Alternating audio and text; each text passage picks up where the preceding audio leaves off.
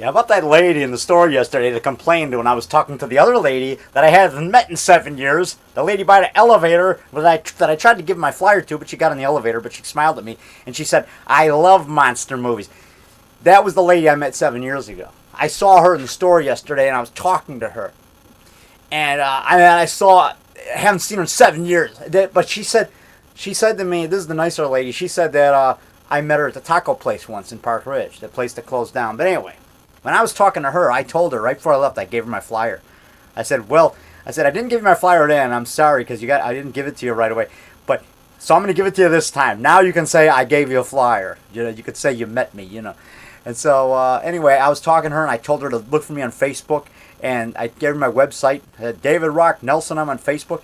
And all of a sudden, this nosy lady was walking down the other aisle, the next aisle, and she said, and I told the nice lady, I said, yeah, it's David Rock Nelson. My website's davidrocknelson.com, and you can send me a fiend request. You can become my fiend on Facebook.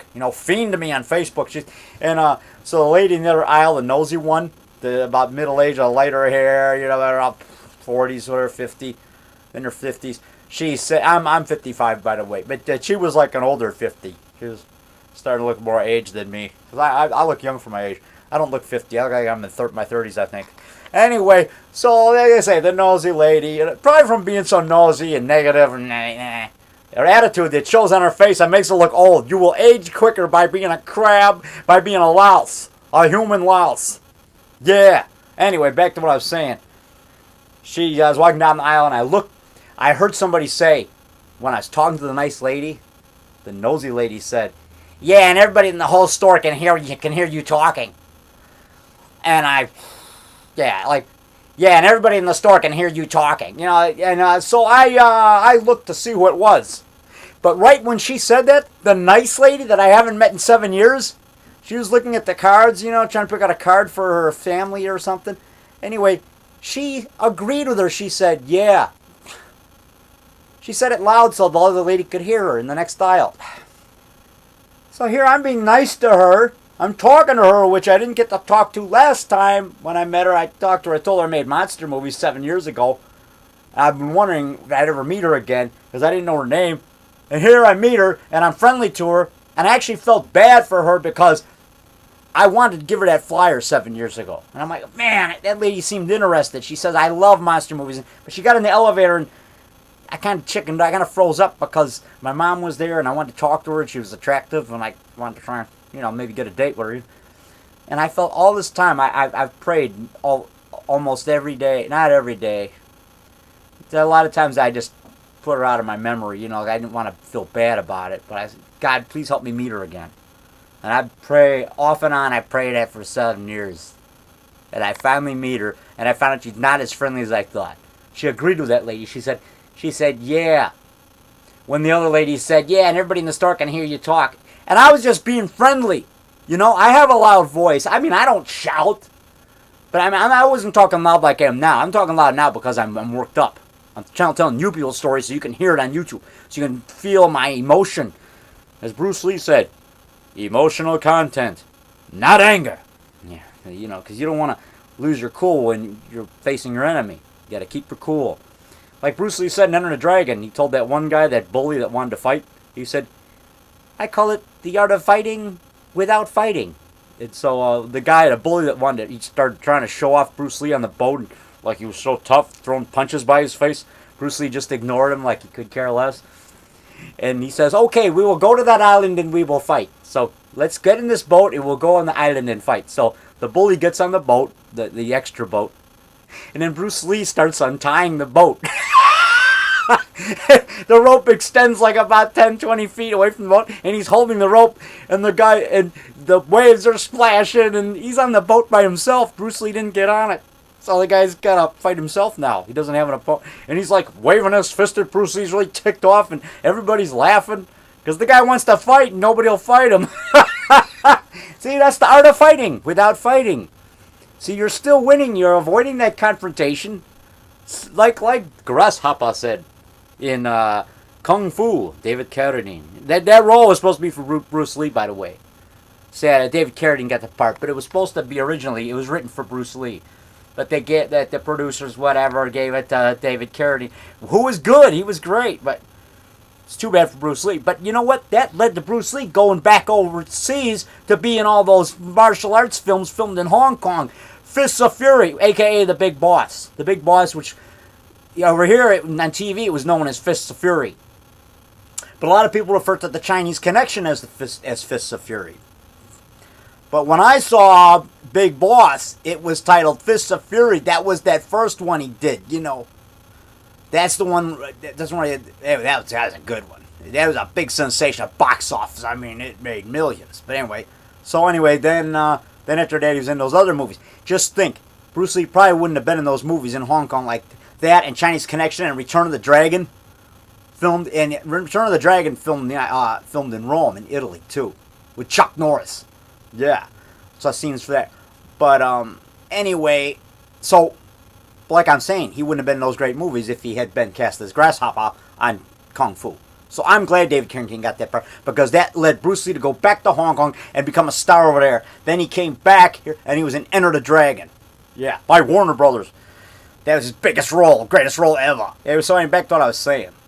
So, like in Kung Fu, David Carradine said, that guy was telling David Carradine, you know, oh Grasshopper, he said, oh Grasshopper, a confrontation avoided is never lost. Oh, Grasshopper.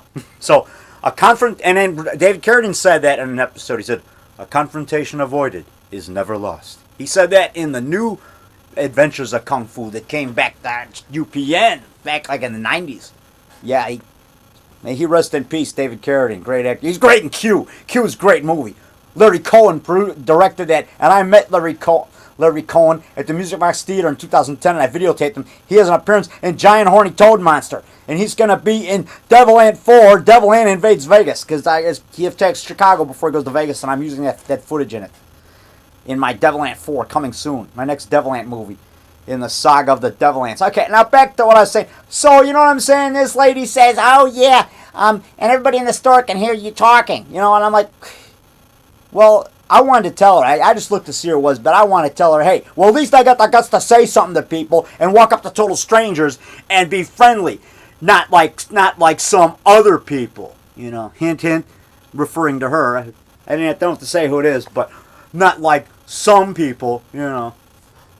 Yeah, it says she's miserable because she don't have the guts to walk up and talk to people. It's like Lee Hanlon said. Not Lee. He's a guy. Wears a cowboy hat. He's one of my Facebook friends from Chicago. He got a copy of Conrad Brooks vs. Werewolf from me back like in 98 or whatever. But back I was saying, nice guy. 96. Anyway, but you know, and he used to work for the newspaper. Yeah, the newspaper down in Chicago, like a local newspaper. But I was going to say, he used to work with Ann Gerber. Ann Gerber did a write-up on, mentioned me in her paper a couple times, I think, being on WGN and everything. So anyway, Lee Hanlon, fan of mine, Facebook friend, and he's a friend of mine. You know, I've never met him, but he's a nice guy. I dropped off his copy of Conrad Brooks vs. Werewolf from '98. You know, and he liked it. It's like he thinks it's a classic. So anyway, like I was saying, he said, you know, don't let those people bother you, Rock. Because some people are miserable because they don't have the courage to talk to people, and it bothers them that they see somebody else that isn't afraid. Somebody like me. And I'm not afraid to walk up to total strangers. I used to be in high school. I was shy, but I decided to get over that. I was afraid of the girls. I wanted to date them, but I was afraid of them because I didn't have the experience, you know, romantically with girls. I don't want to give too much information. I want to keep this G-rated or GP. But because the kiddies, ghoulies out there, little ghoulies. But, you know what I'm saying, you know, but you know what I mean? I was afraid of girls back then in high school. I was shy. Because I was afraid they'd think, oh, he doesn't know what he's doing, you know, he doesn't know how to make out with a girl. Well, you know, I'd never done it, you know. I was just a high schooler. I'm amazed at all these young kids today, and they're so out of control with the making out and stuff. I was afraid to do that, and I wanted to, but I was afraid in high school. I was shy. I'd run from the girls, man. I liked them. I wanted to date them. I'd get excited looking at them and thinking about them all day. Yeah, like 3 times a day, I'd be lusting over these girls in school, thinking about them, man, you know, she's got a nice body. She's got a nice body. I was thinking that. Because I didn't say body back then. I say that now because I'm more bold now. I'm not so afraid of the girls anymore. I'm still a little bit afraid of them, though. I am a little. Some of them scare me. They do. But I like them. I'm more bold now. I'll go up and talk to them. And I'll ask them out for coffee. If I like them, I'll say, hey, you want to grab a cup of coffee? Let's go grab some coffee. See, that's not a date. That's just like being friendly. It's not really a, quote, date. You don't have to call it, quote, hey, you want to go on a date? Don't do that. It's too obvious. Be more mysterious. Just be more relaxed, more casual. Say, see a girl you like, talk to her, and you're just talk, enjoy talking there. You know, and say, hey, you want to go grab some coffee? This way, you know, it's more relaxed. You sit and have a cup of coffee, have a good time. So you don't have to really call it a, quote, date. It's two people that like each other or feel comfortable with each other, enjoy each other's company, going out and having a good time. That's what it's about. And you don't have to call it a, quote, date. You don't have to think about getting married and get all serious and worry about exactly how you look. Sure, you want to smell good. You want to brush your teeth. That's respectful. You don't want to stink. You know, I know if you just got off work, you're all sweaty from the day of work, of course you're going to stink. But, you know, try what you can to make yourself look good if you can. You know, in that instance, you know, maybe I'll use a restroom and, you know, wet paper towel, wash off your, you know, wipe the sweat off your face with paper towel. Maybe, you know, wet your hair a little bit and comb your hair and take some water, cup your hands with water and, you know, swish around, gargle with it a couple times to get that smell out of your mouth, you know, because it'll get rid of the bacteria that's been building up in your mouth, so your breath will smell better. And then if you got a breath mint or you got those teeny mints like the ones I got in Texas, those are good that Josh Johnson gave me when I was down there for the Alamo Draft House Cinema. I got these Texas mints. They're really good. They're small, but they're potent and they're good. And made in Texas anyway. But I'm going to shut up now. That's too much information, probably. I wanted to keep this short and sweet. I'm down to my done.